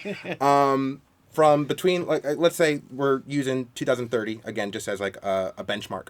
What do you think has to happen between now and 2030 to finalize and actually bring the Natty King tournament to fruition? Well, people have to believe in it. They have to know that it's going to happen. You have to have people that want to commit to it. And you'd have to have sponsors or basically money coming in. Because there's another guy that was promoting a bodybuilding competition. And he's like, I'm giving away $100,000 of prizes. And I wish I could remember his name. I'm like, that's a lot of money. How are you coming up with that? And like, how do you make everyone believe that that's happening? Because I think that's really important. Mm-hmm. Right. Yeah. Just getting people to believe in it. Yeah. Okay. He's right about that. All right. Because it's like when they go to the Olympia, motherfuckers know what they're coming home with if they win. Yeah, the Olympia could give no money as a prize. People are showing up next year. Like, do you think my goal is to compete at the Olympia because I want to win money? If I ever made it to the Olympia, that's my win. I just want to go. I'll show up. I'm going to get last place. I know that. I'm just going. I don't care how much it costs. So most people aren't competing for the money, but they know that it's a big deal to be there. There's prestige behind it. And it's, so if you're saying this is for a TV show, it's like, wow. Because when I competed in 2000 at the drug-tested Canadian Bodybuilding Championships, it's on TSN. The main producer of the TSN is our that's our sports channel. Canada, yeah. And the main announcer is there. And it's like, and up next, here comes Greg Doucette. He can bench press 405 pounds. Remember, he's 100% natural. That's really impressive. And they're just talking about you, and you're doing your routine, and it's on TSN, and you see the whole thing. The fact that I knew that show was going to be televised, that made me want to do it. Okay. 100%. All right. Yeah. Back in the day, I would do competitions because you knew the writer for Muscle Mag International, Gary Bartlett, was going to be there, and he was going to do a write-up, and you couldn't wait to see what he was going to say about you. So you would say proper promotion. Promoting the competition is going to be exposed on social media somewhere. Okay. Because a lot of girls, for example, enter these competitions where they'll pay $1,000 just to enter, to wear the clothing and the gown, and it's somewhere down south and something warm, and they promise them a photo shoot or whatever, and it's like, well, you have a chance at being a model or whatever, and it's like a big deal. I had a question. Can't remember anymore. Lost it. Oh, yeah, I do that many times, and it come back like an hour okay. later. I got it. Who would you say is the current face of the fitness industry? There is no face. Oh, I mean, if it had to be, I would say possibly C-Bum is the face, but he's certainly not. He's the face, but he's not the brains. Because he doesn't speak enough. He has 25 million followers on Instagram, but like 3 million followers on YouTube. I certainly think more people listen to me than C-Bum in terms of fitness information, whatnot. Like, I would have more views on YouTube than he does on YouTube. And I'm not saying it to brag or to say I'm better than C-Bum. I'm not better than C-Bum. It's just he's better looking. He has more people aspiring to be him. But I'm more. You've spent more hours watching me speak. Right. I would say Mike Isertel is probably the number one watch guy right now in terms of like fitness information. I would say probably Jesse James at the moment and Will Tennyson as far as fitness content, related content, I think are probably the most watched. Okay. For content, like, you know what I mean? Like doing videos with millions and millions of views. Got it. Okay, great answer. I was going to ask the next question, which would be, who would you, if you had to pick, who do you think would be the best representative of the fitness industry? And if we were to prioritize integrity, transparency, honesty, and all those wonderful qualities. Man, I think the guys we've all listed, Right. like the Jesse James and the Will Tennysons, Yeah. these guys are, I've done Natty or Nots on them. I think that they're natural and they have millions of followers. And I think that people trust that they're natural. And my big issue with that is that their physiques are not that incredible. They're not like the level of being an IPB pro. Right. So I want a natural in the spotlight that is like, man, that's what a natural can look like. So the problem is these naturals, they go on steroids far too young. So for example, Quinton, why did he take steroids? He was an IBB pro natural. Why didn't he just continue on as a natural and then maybe push that? But Right. he doesn't post a lot of videos. He has a great physique. He was natural at 21. He could have grown for 5 or 10 more years. They decide to hop on too early. Yeah, he was pressured. We don't have natural bodybuilders that really... We don't have the natural Sam Sulik. Nobody does content as much as Sam Sulik as far as talking about bodybuilding, but he's not natural. We need a natty Sam Sulik.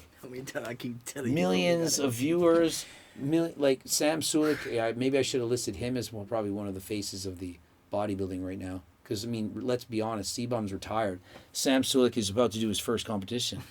Where's his show at? I think he's going to do the Arnold's in Oh, like cool. 2.5 Arnold weeks. Amateur, I believe. Yeah, I think so. I feel like that's the show. That's what he's prepping for. Any video that I do on Sam right now is popping off. Damn. Any video. Yeah. And the ones I've done are, he needs to stop, he's over dieting, he's becoming obsessive, I'm worried about him developing an eating disorder, the drugs that he's on, the acne, the side effects. He just hopped on though, right? Or am I... Well, he's been on gear for 3 years. Yeah. Okay. He just decided to diet probably He looks good. 2 months ago, 3 months ago.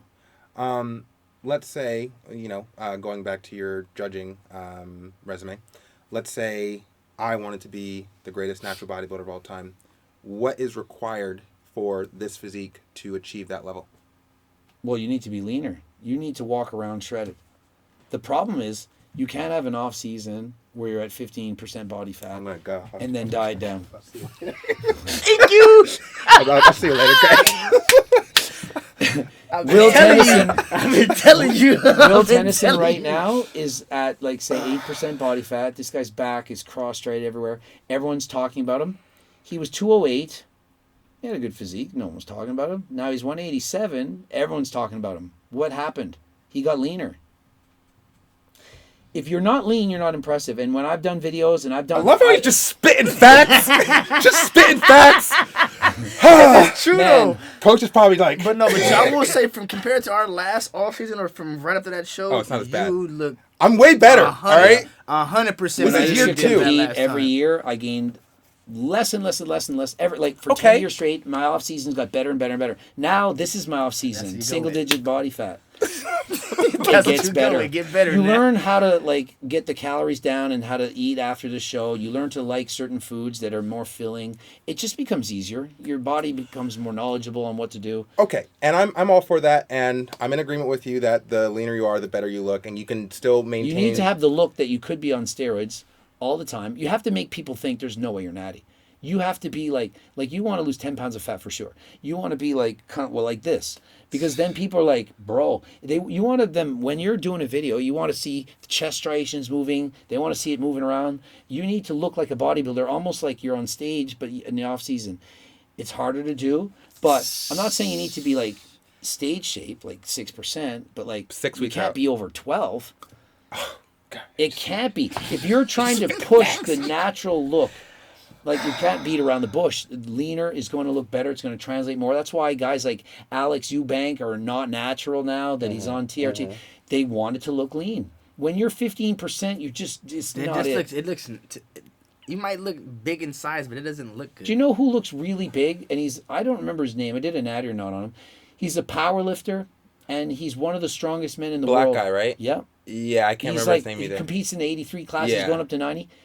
Yeah, I know who he's Look talking at this about. Yeah, guy. he's huge. If he bodybuilded, he could be maybe beats Joshua, but Yeah. he's not lean enough. If he walked around at 9.5% Uh-huh. and did YouTube videos with his personality, carefree dance in between sets, this guy would pop off. He just needs to diet down. This guy, he's too fat, and he's not fat, but He's for fluffy. He's tall, right? no, he's Oh. like 5'6". Okay, different guy. man. Okay, yeah, What is his name? like Uma or some like. No, Yeah. he's only probably late 20s. He's so strong. He squats like 840 I'm sure I've seen or him something before. stupid. Okay. It's just crazy the numbers this guy. He's like All right, but I want maybe to. I it was want to. 740. I don't know. It's a world record. Right. He's setting records in powerlifting. I want to get more precise though, because yes, image-wise, a leaner physique is more impressive. It's like, oh, that guy's he's a Natty King potential, right? But what's the difference between the guy getting 5th and the guy getting 1st at that competition? Could be 1% body fat. Could be a smaller waist. It's just That small could've been- differences between 1st place and 5th place. Could be 2 weeks of dieting. Could be a tan. Good reference. Could it be as far as like a presentation too? Yeah, like what? Yeah, Posing what being goes that into it? bad. I mean, yeah, but typically no one at that level is posing that bad. That okay. Like when you're at the best of the best, it's usually not things that people figure out as an amateur. Like if you lost from 5th to 1st because of your posing, you would have to pose so bad that it wouldn't happen. That No one makes that's sense. at that level would not take care of that problem. Okay, but we understand that in this hypothetical, if you were the one who were making these assessments, you would actually be very transparent as to why. The these posing, it has to be just on point to demonstrate your physique properly. If you're sitting in a pose like this, I'm like, well, why isn't it like that? It just doesn't look as impressive. Right. But these are basics. Like if you don't know how to do Dude, basic that's already posing, the- it can't be your first competition. You're going to be the best natural bodybuilder in the world, and you can't even pose half-ass. Right. It doesn't have to be perfect, but Right. it should be pretty damn good. Right. Okay. Okay. I mean, I would say it might take the difference from 5th to 4th, 1st to 2nd. But now, Not not 5 5 places. Years, I get that. You would have to I pose get so that. bad to look that different. What about and I'm trying to phrase this question correctly because I'll say it this way: if I had to pick a physique, I love my physique, especially when it's stage ready. Especially lean. Of course. So, Why aren't you lean now? Sounds like me asking Mike, why aren't you gay? He fucking eats a lot. This dude don't know how he It's has. because your appetite is too strong? He has a binge eating. no, I'll like, tell Seen the you. nachos he ate today before he came here. I'll tell you why. He was full and finished them. He's looking for no. He's I'll like, tell you about why. to give you a Coach. suppressor. And I saw him looking. It's a convenience thing. I'm running a movement. You know, I'm looking to bring natural bodybuilding to the forefront of. And I know it sounds contradictory. Like, well, you should be like, you know, The like opposite. no, I'm bringing the movement, but I can't move it. it's not like that, man. It's not like more that. like I fixate.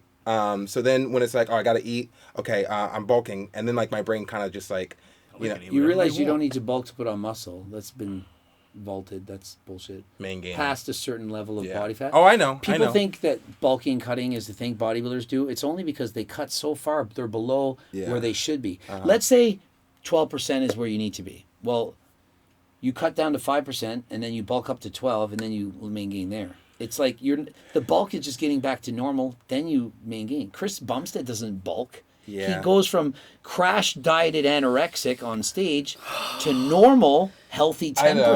I know. No, I nobody And ever it's told us amazing. this. I Like know. not like that, but. But it's what just about Lee Priest? He was a That's fat different. idiot at that time. like, that's Fat just- idiot. I figured you'd say something like he that. did none of that. Yeah, I it didn't figured you'd help say him in the something like- slightest. He had yeah. to crash diet to then make it to the stage. Yeah. He would have looked way better, 40 pounds less bulk. I agree. And, you know, instead of making excuses, I'll just say I'm not mastered yet. Yeah. I haven't mastered myself yet. That's the true answer. Yeah. That's you the have to fact. find. Well, you didn't probably use my cookbook. There's supplements that can help. And how much cardio are you doing? A lot. None. You a cardio guy? None. Not during off season. No cardio and no cookbook. One stick and cardio. You haven't been doing cardio? That's No. hilarious. I'm That's- off season. that- We're off Bro, season. no. You don't. I'm cheering for you to lose this bodybuilding thing. I want the natural bodybuilder to represent what it should be. You're doing cardio year round. You're not getting fat in the off season, and you're He's eating right. from my freaking cookbook. He's right. We need these things. He's right. Okay. Man, if you We listen to win everything doing we everything said. wrong, Well, what the message does that say? It's Great just genetics. I don't want that. Great genetics. I want it to be cannot about the stand hard you work and too doing it all right. Yeah, that's fair. That's fair. Yeah. Okay, so appreciate your honesty, truly. The question I was trying to ask is, all right, so love my physique, but if I had to pick a physique between Frank Zane and Arnold Schwarzenegger at like the height of both of their careers, I would pick Frank Zane. Okay, so in what scenario? Conditioning, is that why? Aesthetics. I'm an aesthetic guy. I love aesthetics. I love deep cuts. Yeah, you could call it conditioning, but it's even beyond that. It's like symmetry and proportion and like nothing looking like over exaggerated. So in relation to Arnold and Frank, I feel that Arnold's chest was overpowering. Way. And I a lot like of that look. Yeah, but I'm yeah, about to say, but and I'm again, about to say, I that's do a too. personal preference. Yeah. Right, that's fair. I guess the question I'm trying to ask is, you like that look, and let's say you're the head judge. Yeah. So now you're picking Arnold. But let's say I'm Joe Weider. No, I wouldn't pick Arnold. Okay. It wouldn't just say I'm picking Arnold because I like a bigger chest. I'm thinking who should win. And it's not based on just my preference. It's on who is the most aesthetic bodybuilder. And it doesn't matter if I like a big chest. That's not the most aesthetic. I can bias myself. I can judge a bikini competition. And let's say my girlfriend's in it. I can put her last place. She's the hottest girl to me. I find her the most attractive, last place, because those girls' glutes are bigger. I like hers better. I can still put my bias aside. I'm able to do that. A lot of people can't do that. But that's what I'm trying to understand, because let's say Frank and Arnold are going against each other, and they're both at the peak of their prime physiques. How does the judge pick one, and like why?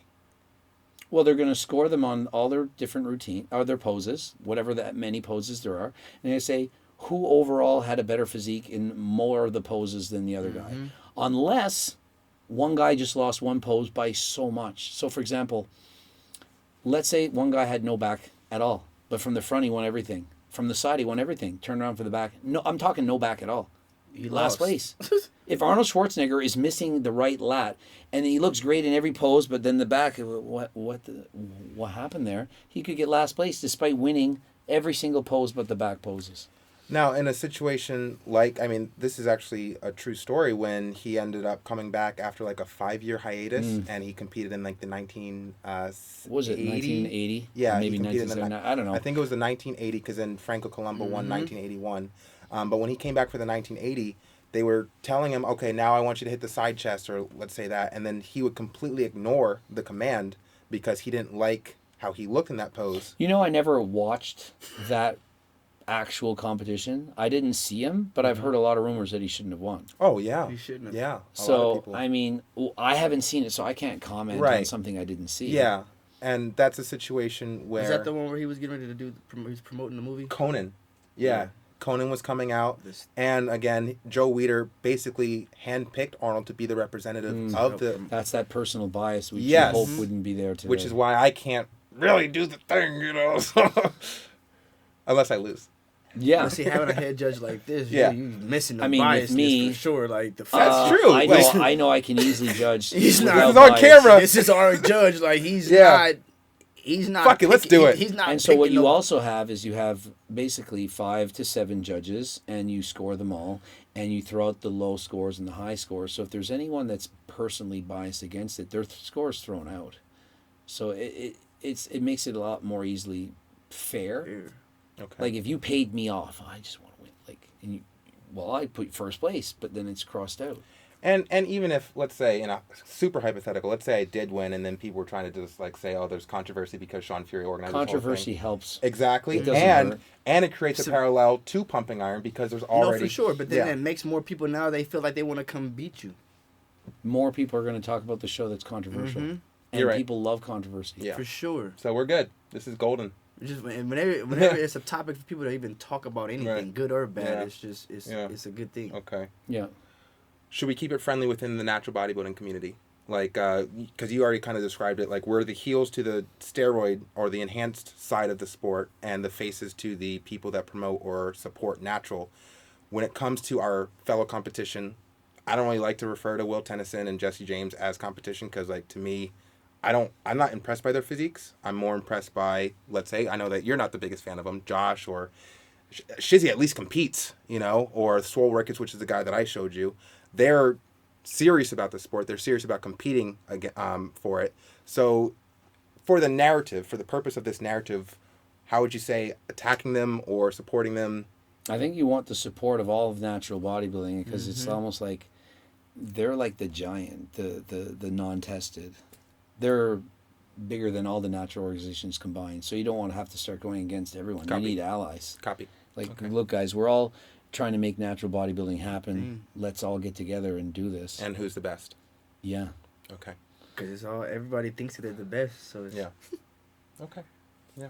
Yeah, you definitely want to play like we need to help each other. You're not gonna, because like if you become enemies, they could install some rules. If you compete in ISHO, you're banned from our federation for 2 years. That happens all the time. And that you was don't think I got banned from the IPB? Right. They banned me for competing in natural organizations. Right. I'm like, Are I you went to the fucking national serious? Oh yeah, I went to the national championships. I won, qualified for worlds, and they had announced at the time I think it was $14,000 in prizes. This is a long time ago. It'd probably be worth like $30,000 now.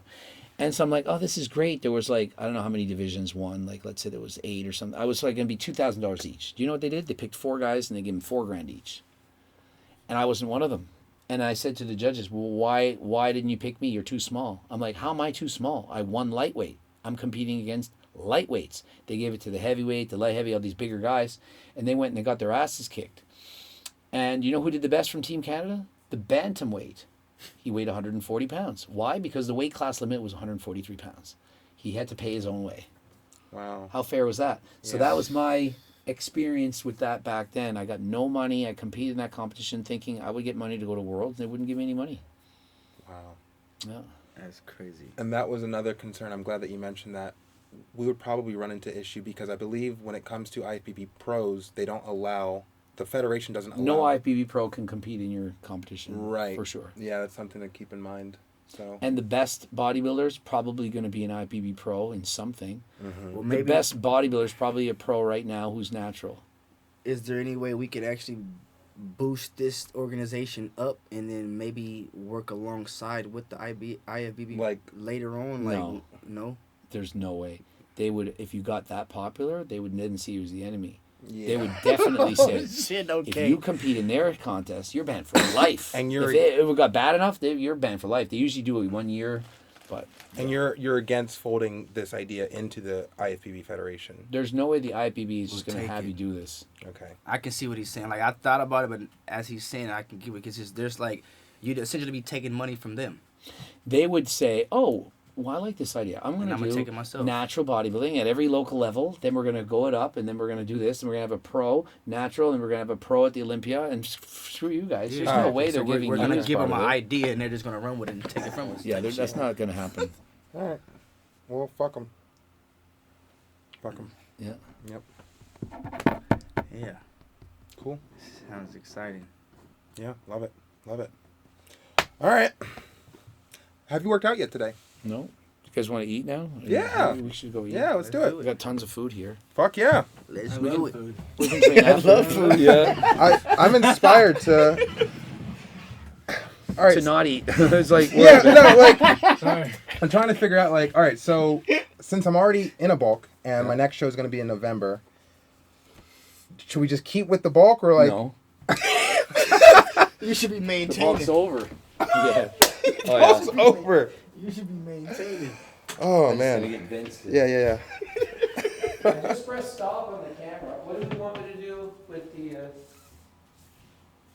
you want me to get Vince to put this footage in Dropbox? So I actually there was 2 SD cards. I gave him one of my SD cards, so he's just going to take that one out and then Oh, okay. yeah, that's it. Maybe you can talk with him to explain, just so that I don't make any mistakes. Yeah, we just finished filming, so now I can take the SD card that you put in. Yep. Yep.